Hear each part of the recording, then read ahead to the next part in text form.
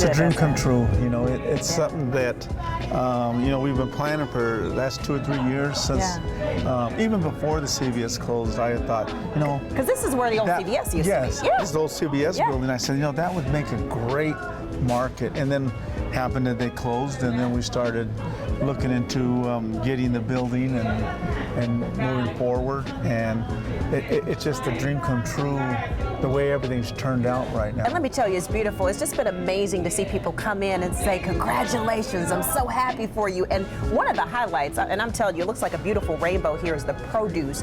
And you talk about the amount of space you had in the old facility versus now. Let's talk about that. At the old facility, we had 16 to 20 feet of produce. Over here, we have over 60 feet of produce. My gosh, almost 4 times the space. Of the produce. Yeah. And I will say that since the soft openings that we've done, I've seen the produce sales increase by almost 3 times. Wow. And we're just starting. Yeah. You know, I've always said, you know, I wanted to, in this neighborhood, we need more stability, nutritious foods, and that's what I'm going for. I'm really pushing this produce, you know, to give this community an option of buying and getting healthier foods for the, you know, for the kids. Access, right? Yes, because this is a food desert. We're in the food desert. We're in a food desert. You know, when we first went in for the Opera Grant, you know, they had turned us down.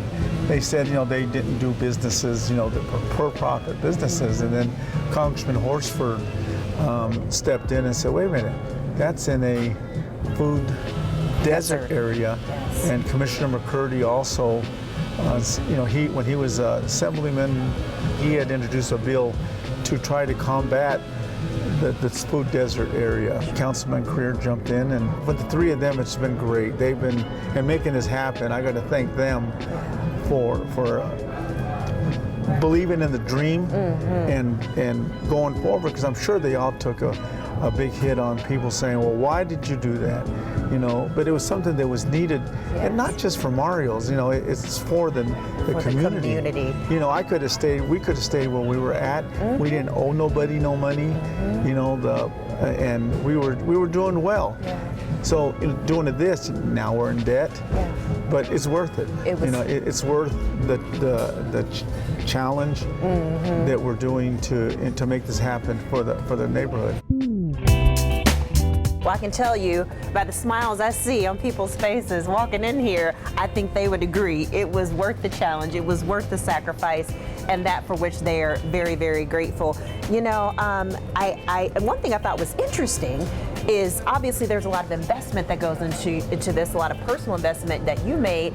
And what a lot of people would do, they would try to raise prices to offset that. But you made an interesting commitment. I want to talk a little bit about that. Well, you know, Associated Foods is we joined as a co-op, and they were our grocery supplier when we were at the small one. But being in a larger building, you know, these manufacturers, they give discounts and incentives because they want their product showcased. Sure. So over there we couldn't do that. Over here we can do that, so I'm going to go with it.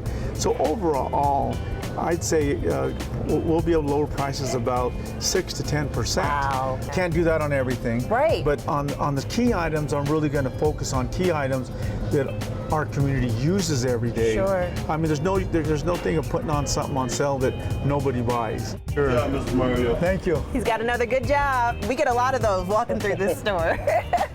So you're talking about some of these items here that this people aisle use. here that folks use, you know, coming from home back in Louisiana and Mississippi and stuff, and they're looking for all this stuff that they can't find in your big box stores.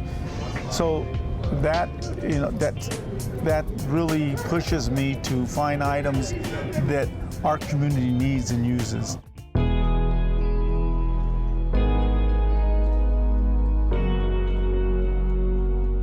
Mario, any closing thoughts as you know you get ready to head into this new chapter? There's so much excitement. I feel like there's just a lot of pride in what has been established here. So just any closing thoughts? No, there is. You know, some of the items we're adding, like I say, we're adding, of course, the much larger produce. We added a bakery. Yes. Because what I wanted to do is, instead of the neighborhood having to go way out and get a birthday cake, they can come here now in their neighborhood and get a birthday cake.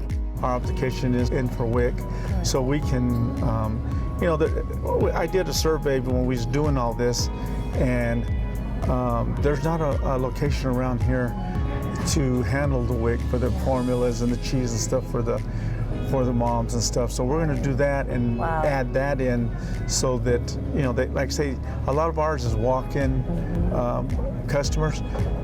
You know, instead of getting on a bus or 2 buses to go to a big box store and pick up the WIC items, it's right here in the neighborhood now.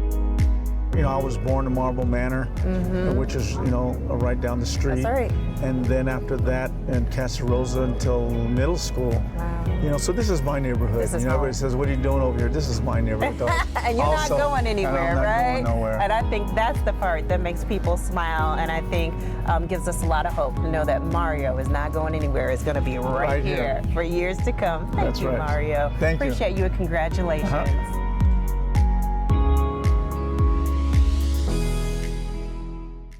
Hi there, I'm Crystal Allen. Hope you enjoyed that story. For more great stories about the city of Las Vegas, don't forget to click on that box.